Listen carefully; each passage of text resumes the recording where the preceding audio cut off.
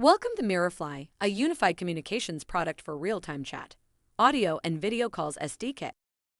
In this video, we shall deep dive to see how to make a call and receive a call using MirrorFly Calls SDK in 20 minutes for the JavaScript platform. This video will help you with the Easy Call SDK integration steps. You may also use our sample application available in GitHub. If you need to explore more about the real-time chat and call features before you integrate it, then download our sample app. This would be the fastest way to build your application UI with MirrorFly Chat SDK. You should also be aware of some of the supported browsers before you start working on the call integrations. Before moving into the integration part, you need to know about the SDK license key to initiate calls. You can get a valid license key from the MirrorFly user console or dashboard. You would need to be a registered user to access the console. Since I am already a registered user, I am logging into my user account to access the MirrorFly user console. In the overview page, you could access your unique SDK license key and API base URL to add them into your project to initiate the call.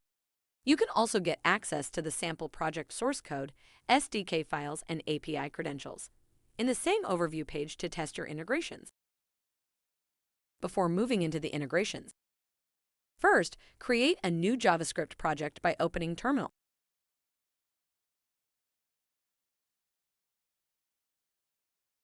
We can create a new JavaScript project using npx create.js project command. Here, I choose my calls as the name for my sample project. The above command will take some time to install the JavaScript and to create a new project with the name mycalls. The above screen tells that the JavaScript project is created successfully on our system. Type the following command in the terminal to move to the mycalls directory.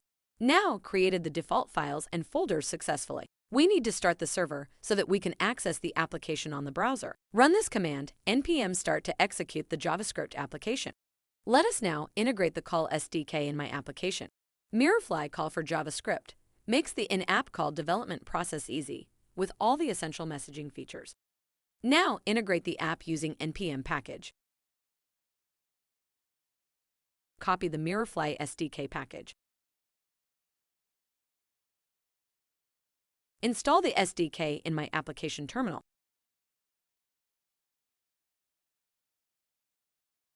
The installation process might take some time to complete.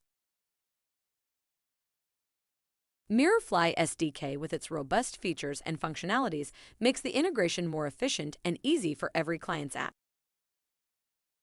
Now our MirrorFly SDK is installed successfully. Next step, import the SDK into your application where you want. I imported the SDK into my main.js file. SDK files can also be integrated by downloading the SDK files as an alternative method for npm package. So you may skip this part if you are already installed the SDK using npm. However, I still walk you through the steps for your understanding to integrate calls using SDK files. In the first step, to download the zip file from the JavaScript SDK. In step 2, extract the files from the downloaded zip file. Copy index.js file into your application. In step 3, once the file has been copied, include the script file into your index.html and give the correct folder path. In the step 4, now you have the SDK object available in your application to proceed further with initialization. In step 5, once you have successfully got the SDK into your application, it's time to go with your client's preferred language implementation. You are using SDK files. Follow the 5 steps to integrate. Let's see how to initialize Call SDK. To begin with the initialization process of the Call SDK, you are required to have certain data that responds to the changes in the connection status in the client's app. Callback listeners triggered to receive the call-related events. Paste in main.js file. Copy the initialize function.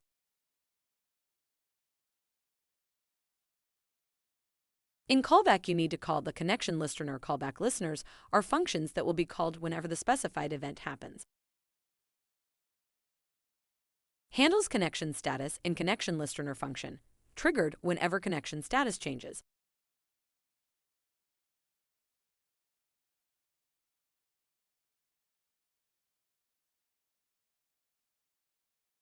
Copy the license key details can get it from the Overview section in the MirrorFly console dashboard. Paste it in Initialize function. When you are in the trial mode, by default the sandbox servers will be used. After purchase, it will be upgraded to dedicated server.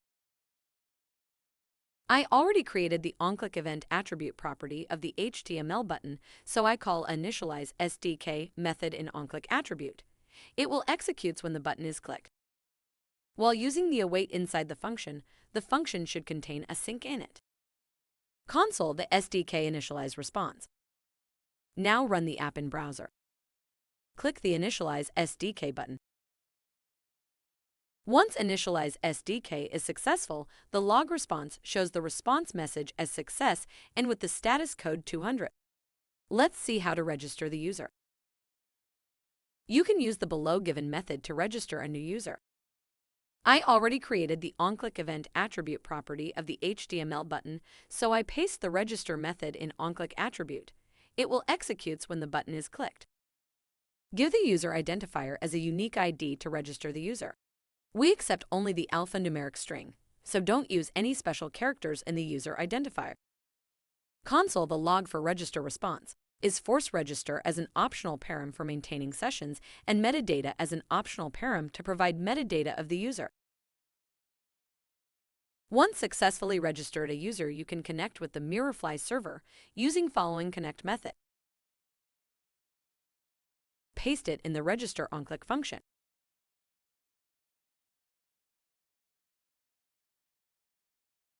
Once you are registered, you will be provided with a username and password in register response that you can utilize to make the connection with the server via connect method.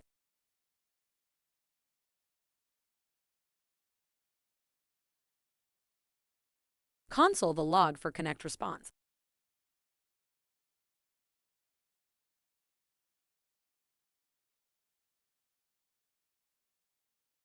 Now run the app in browser. Now initialize SDK and click the register button to log in. Make sure that you have called the registration method only once in an application. Getting the response for register, you can get username and password. Use this credential to connect with the MirrorFly server, showing the response login successful. Once login success, connection listener will triggers SDK. The connection to the server will be successful, or else it will get in failure response. Let's see how to make a call. If one-to-one call feature is unavailable for your plan, then it will throw 403 exception. Initiate a call by providing the Callie's user JID into the make voice call method. I already created the onClick event attribute property of the HTML button, so I paste the make voice call method in onClick attribute. It will execute when the button is clicked. User JID param represents which user wants to make call. Let's see how to generate JID for any user. You can pass the user ID as another user registered username.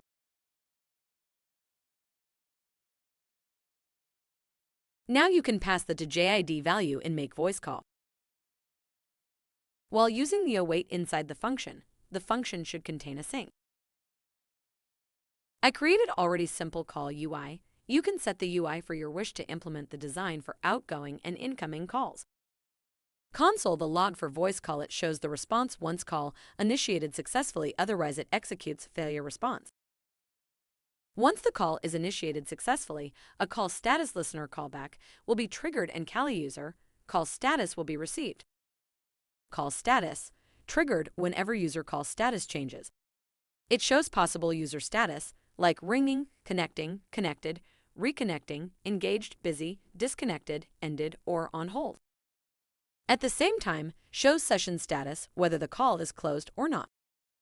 If the value is closed, means no user is in the call and call is disconnected completely. Otherwise, call is in progress. Whenever you make the call to a user, you will receive your own track, using user track listener to play the track.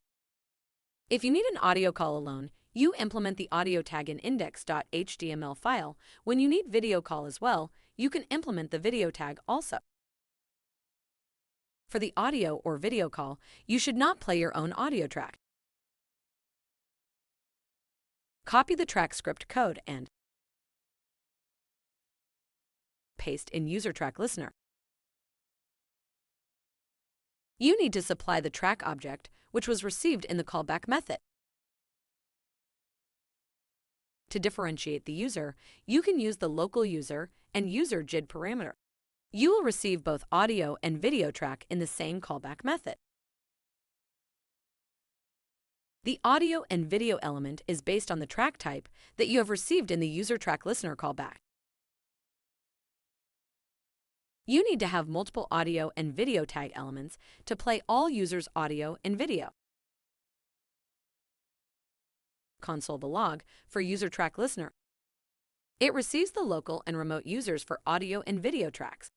We have local user property to differentiate the remote and local users.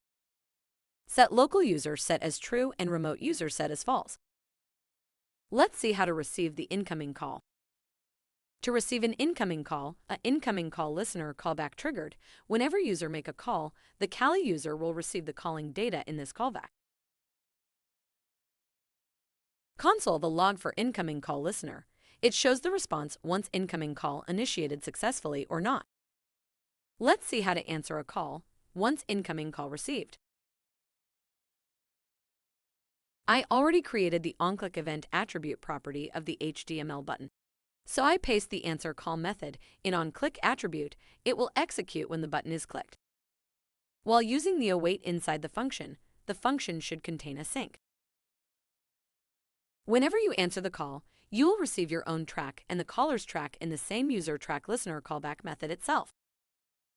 To end the call, use the following method. I already created the onClick event attribute property of the HTML button. So I paste the end call method in onClick attribute. It will execute when the button is clicked. Now run the app in the browser. Let's see the demo for making a voice call. First, initialize the SDK and register the user and log in with MirrorFly server. I make a call for receiver side. Wow, successfully received the call for receiver. Once receiver answer the call, connection is established between the users. You see the response log, call status listener will triggers once the sender tries to make a call, status should be calling. Once the sender try to make a call and the receiver is in online status, shows ringing. Once receiver answers the call, the status shows connected. Once the sender try to make a call and the receiver is offline, the status shows trying to connect. All the time call status listener triggers once the user status changes. Also triggers that user track listener to play the own audio track once call is connected in sender and receiver side. In call status listener status shows reconnecting. There is a problem in connection between users. Now end the call. The response shows success, otherwise it executes failure. Let's see the demo for receiving incoming call. Once the receiver make a call to the sender side, incoming callback listener will trigger. Then the sender answer the call status triggers. Also triggers the user track listener to play the own audio track. Once the incoming call is initiated successfully.